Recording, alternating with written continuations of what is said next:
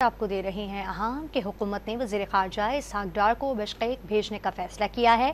इस पर आपको अपडेट कर रहे हैं इस हवाले से कि हुकूमत ने वज़ीर ख़ारजा इसहाक डार को बिश्केक भेजने का फ़ैसला किया है। तफसील जानते हैं। इस्लामाबाद के चीफ रिपोर्टर सनाउल्लाह खान हमारे साथ मौजूद हैं। सनाउल्लाह, बताइएगा मज़ीद क्या तफसीलात आ रही हैं इस हवाले से?